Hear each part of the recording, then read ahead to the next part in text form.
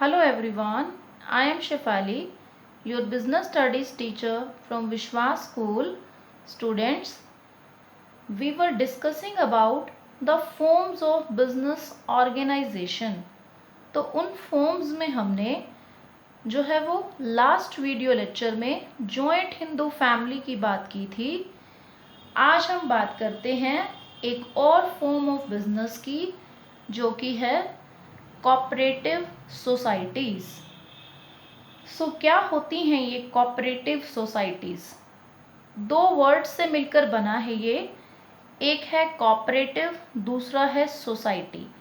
तो इन्हीं दोनों वर्ड्स में ही छिपा है कि ये कोऑपरेटिव सोसाइटी एक्चुअल में क्या होती हैं। तो कोऑपरेटिव या कोऑपरेट करना, कोऑपरेट करने का मतलब होता है साथ मिलकर के काम करना, वर्किंग कलेक्टिवली। ठीक है, कि एक दूसरे को सहयोग करना, कोऑपरेट करना। सोसाइटी का मतलब होता है ग्रुप ऑफ पीपल। तो यहाँ कुछ ग्रुप ऑफ पीपल मिलकर के साथ मिलकर काम करेंगे। तो सिंपल अगर वर्ड्स में आप कहें तो कोऑपरेटिव सोसाइटी आप कह सकते हैं कि एक एसोसिएशन ऑफ पीपल है।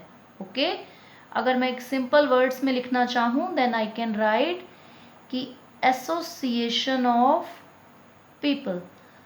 और क्योंकि हम बिजनेस की बात कर रहे हैं तो ये लोग बिजनेस मोटिव करेंगे, इनका मोटिव है बिजनेस करना। और यहाँ जो कुछ चीज़ें नई हैं वो क्या क्या हैं वो हम जानेंगे। तो कोऑपरेटिव सोसाइटी में कुछ लोग एज अ ग्रुप काम करते हैं, ये तो एक बेसिक हमें पता चला। अब वो लोग अपनी मर्जी से जुड़ते हैं। तो एसोसिएशन ऑफ पीपल के साथ साथ आपको कहना है voluntary association of people. Voluntary का मतलब अपनी मर्जी से, कि कुछ लोग अपनी मर्जी से एक ग्रुप बनाते हैं कुछ लोगों का, और वो लोग जो हैं वो बिजनेस करते हैं। अब उस बिजनेस में वो देखते हैं कि हमारे जो मेंबर्स हैं, ये जो कोऑपरेटिव सोसाइटी जितने भी लोगों का ग्रुप है, उन मेंबर्स के वेलफेयर के लिए, फ़ायदे के लिए हमें काम करना है। बेसिकली थोड़ा थोड़ा जो भी इन लोगों के पास एज सेविंग्स पैसा पड़ा होता है, उस पैसे को ये लगा देते हैं और उससे ये लोग एक बिज़नेस करते हैं। तो उस बिज़नेस में ये क्या करते हैं कि फैक्ट्री से या होलसेलर से सारे लोग अपनी अपनी सेविंग्स लगा करके जो टोटल फंड क्रिएट कर लेते हैं, उससे ये ज़्यादा क्वांटिटी में सामान खरीद लेते हैं। उससे फिर आगे ये अपने मेंबर्स को कम प्राइस पर बेच पाते हैं, क्योंकि डायरेक्ट होलसेलर से इन्होंने लिया है या फैक्ट्री के मालिक से लिया है, तो सस्ते रेटों पर इन्हें मिल जाता है। ये वन ऑफ द वे है बिजनेस करने का। इसके अलावा भी और भी कई काम करती हैं कोऑपरेटिव सोसाइटीज़। तो यहाँ अब हम एक डेफिनेशन डिस्कस करेंगे कोऑपरेटिव सोसाइटी की, जो आपको ओवरऑल इंफॉर्मेशन देगी कि एक्चुअल में ये क्या होती हैं। So definition says cooperative society is a association of person, कुछ लोगों का ग्रुप है, usually of limited means. Means का मतलब है रिसोर्सेज, कि उनके पास लिमिटेड पैसा है क्योंकि अपनी सेविंग्स लगाते हैं वो। who have voluntarily joined together, उन्होंने अपनी मर्जी से ज्वाइन किया है, to achieve a common economic end, कि एक कॉमन इकोनॉमिक ऑब्जेक्टिव है उनका। अब क्या ऑब्जेक्टिव होता है कि प्रॉफिट तो कमाना है, लेकिन पहला क्या है कि अपने मेंबर्स का, जो लोग उसके मेंबर हैं कोऑपरेटिव सोसाइटी के, उनका welfare through the formation of democratically controlled business organization। Democratically controlled business है, मतलब कि जहाँ सभी बोल सकते हैं, सभी को इजाज़त है कि वो अपना पॉइंट ऑफ व्यू रखेंगे। Making equitable contribution to capital, यानी जो टोटल पैसा इन्वेस्ट है कोऑपरेटिव सोसाइटी में, उसमें सभी का कंट्रीब्यूशन रहता है, सभी ने कुछ ना कुछ पैसा लगाया है। and accepting a fair share of risk and benefits of undertaking, कि फेयर शेयर मिलता है उन्हें, मतलब जितना वो डिज़र्व करते हैं, जितना वो काम कर रहे हैं उस सोसाइटी में, उसके अकॉर्डिंग उन्हें एक फेयर शेयर मिलेगा। रिस्क का भी, मतलब लॉस भी हो सकता है, रिस्क भी शेयर करना होगा, और बेनिफिट्स भी होंगे, प्रॉफिट भी होंगे ऑफ अंडरटेकिंग। अंडरटेकिंग मतलब वो ही बिजनेस जो वो कर रहे हैं, कोऑपरेटिव सोसाइटी। सो अगर अब मैं सम अप करूं तो कुछ लोगों का आपस में अपनी मर्जी से एक ग्रुप बनाया उन्होंने, उसको उन्होंने कहा कि कोऑपरेटिव सोसाइटी। और यहाँ पर जो मेन बात है कि कोऑपरेटिव सोसाइटी को रजिस्टर करवाना इम्पॉर्टेंट है। आप अपनी मर्जी से ऐसे खुद को नहीं कह सकते हो कि 4 लोग मिल गए हमारी कोऑपरेटिव सोसाइटी है, नो। रजिस्टर करवाना ज़रूरी है, और इसका जो एक्ट होता है वो होता है कोऑपरेटिव सोसाइटी एक्ट 1912, ठीक है। इस एक्ट के अंडर जो है वो रजिस्ट्रेशन करवाना मैंडेटरी है। तो ये हो गई अब बेसिक बातें। अब हम डिस्कस करते हैं कोऑपरेटिव सोसाइटी के फीचर्स को, जो इसी डेफिनेशन से हमें पता चलेंगे।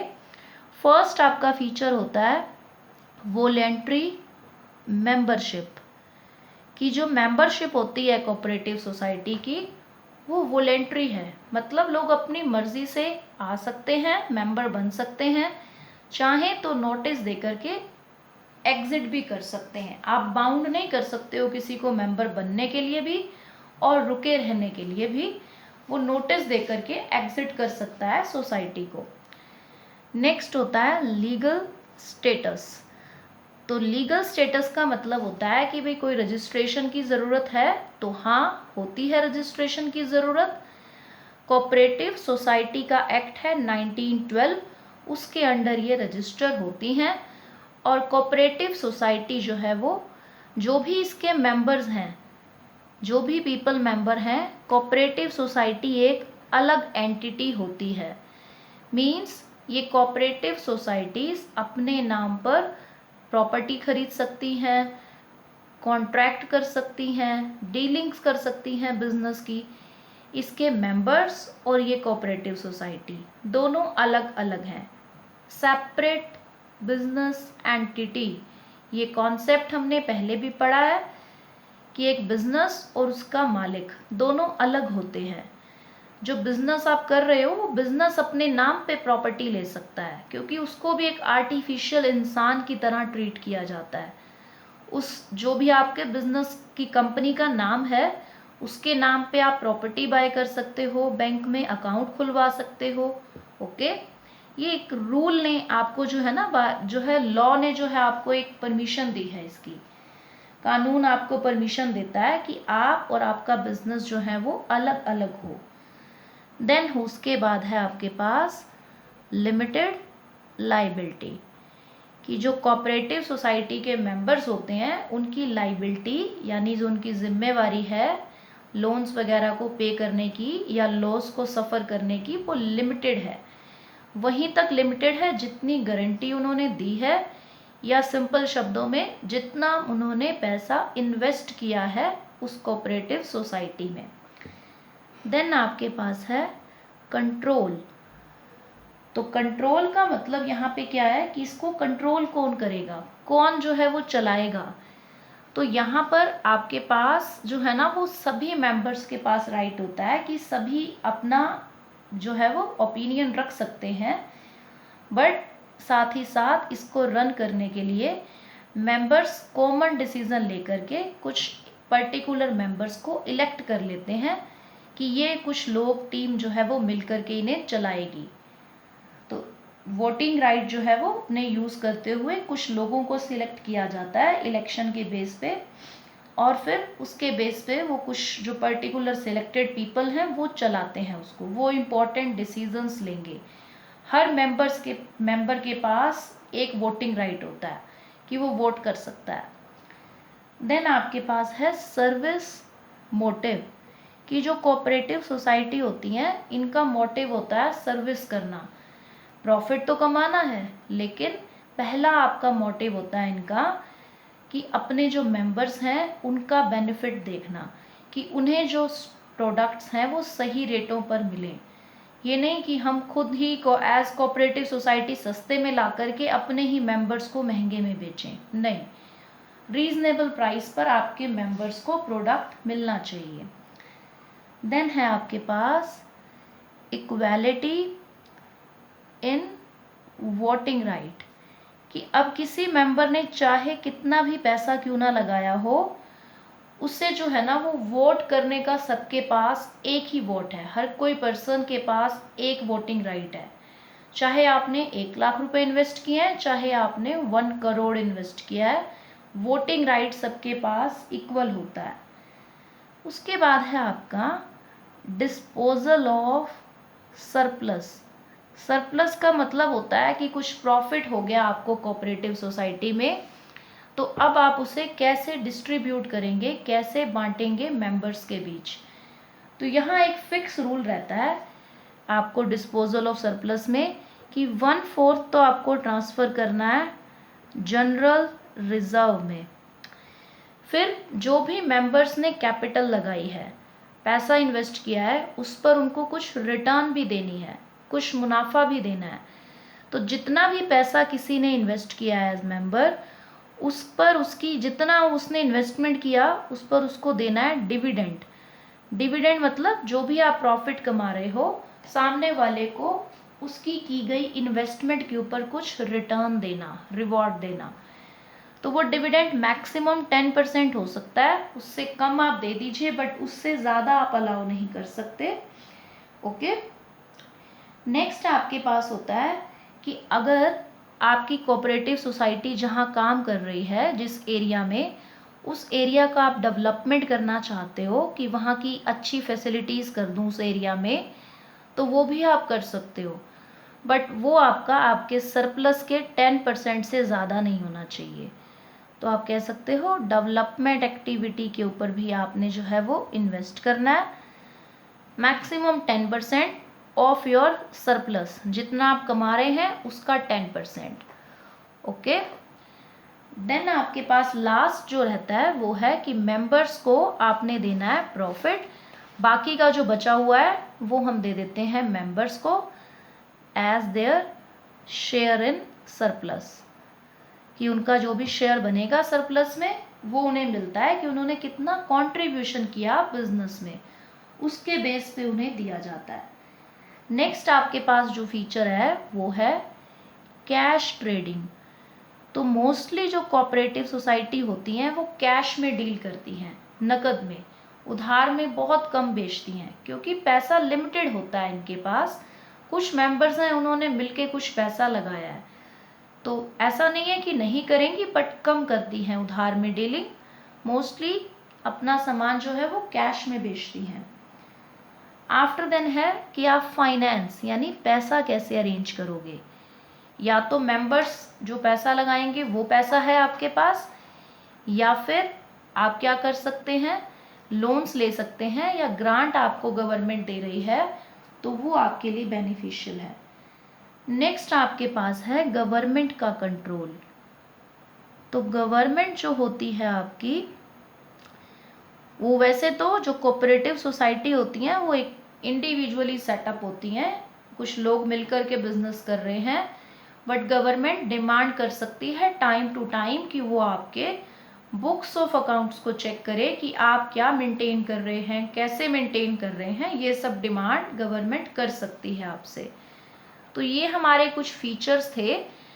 अब हमने कहा कि इनका रजिस्ट्रेशन करवाना जो है वो ज़रूरी है। तो रजिस्ट्रेशन अगर आपको करवाना है इसका, तो उसके लिए क्या प्रोसीजर रहेगा वो हम डिस्कस करते हैं। कि जो इनकी रजिस्ट्रेशन होती है कोऑपरेटिव सोसाइटीज़ एक्ट 1912 के अंडर, उस एक्ट में हमने जो है वो क्या क्या लीगल फॉर्मेलिटीज़ को पूरा करना है वो डिस्कस करते हैं हम।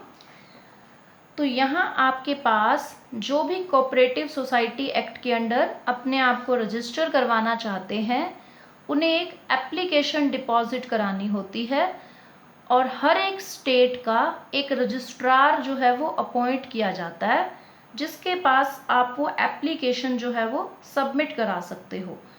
तो उस एप्लीकेशन फॉर्म पे आपको क्या क्या डिटेल्स देनी है उनकी हम बात करते हैं कि एप्लीकेशन फॉर्म पे क्या कुछ डिटेल्स आपको प्रोवाइड करनी है। तो यहाँ आपको फर्स्ट देना होता है कि आपकी जो कोऑपरेटिव सोसाइटी है उसका नेम क्या होगा, name of society. Okay, next आपको बताना है कि आपकी ये सोसाइटी बनाने के पीछे आपका क्या ऑब्जेक्टिव है, क्या आपने क्यों, क्या रीज़न है क्यों बनाई है। फिर आपकी जो है वो डिटेल देनी है आपको शेयर कैपिटल। शेयर का मतलब हिस्सा किसी का, कैपिटल मतलब जो पैसा लगाया गया है। तो यहाँ पर कि हर पार्टनर ने जो मतलब जो मेंबर है सॉरी उन्होंने मिलकर के कितना जो है वो टोटल कैपिटल इन्वेस्ट किया है, सबका जो भी शेयर है उसके बारे में डिटेल्स हम देते हैं। नेक्स्ट आपके पास है कि सभी मेंबर्स की क्या राइट्स रहेंगे, क्या ड्यूटीज़ रहेंगी और उनकी क्या रिस्पॉन्सिबिलिटीज़ होंगी, उसके रिगार्डिंग आप इंफॉर्मेशन देते हो एप्लीकेशन फॉर्म में। देन क्या मेथड रहेगा मेंबर बनने का, मेथड ऑफ बिकमिंग मेंबर, कि किसी को अगर मेंबर बनना है तो क्या प्रोसीजर होगा, कैसे कैसे वो खुद को जो है वो एक मेंबर बना सकता है कोऑपरेटिव सोसाइटी का। और एटलीस्ट 10 मेंबर्स का आपको जो है वो नेम और एड्रेस प्रोवाइड करना है, 10 मेंबर्स का नेम एंड एड्रेस। नेक्स्ट आपके पास होता है कि क्या आपके रूल्स रहेंगे सोसाइटी को लेकर के, क्या रूल्स लगा करके आप अपना जो है वो बिजनेस करोगे। अब रजिस्ट्रार को अगर देख के लग रहा है कि इंफॉर्मेशन आपकी सही है तो वो आपको देता है एक सर्टिफिकेट कि यहाँ पर आपको रजिस्ट्रेशन आपका जो है वो जब वो कह देगा कि हो गया है देन आप अपना काम स्टार्ट कर सकते हो बिजनेस का। और देन आपके पास जो है वो एक आपको राइट मिल जाता है कि आप एक सेपरेट लीगल एंटिटी की तरह बिजनेस कर सकते हो। अब इसके बाद आप जो कुछ मेंबर्स को इलेक्ट करते हो, हमने कहा ना कि कुछ मेंबर्स को हम इलेक्ट करते हैं जो कोऑपरेटिव सोसाइटी को स्मूथ रनिंग में हेल्प करेंगे। मेन जो ऑफिशियल्स होंगे हमारे, तो वहाँ पर आपके पास रहते हैं 4 ऑफिशियल्स। फर्स्ट आपके पास होता है कि प्रेसिडेंट, जो सबसे आप ऊपर मेन हेड होगा। देन होगा वाइस प्रेसिडेंट, उसके बाद आपके पास रहता है सेक्रेटरी, देन है आपके पास ट्रेजरर। ये आपके 4 ऑफिशियल्स होते हैं जो मेंबर्स ही मिलके इन्हें इलेक्ट करते हैं ताकि हम कोऑपरेटिव सोसाइटी का काम जो है वो स्मूथली रन कर सकें। Okay, so that's all for today. Read your topics very carefully. Thank you so much.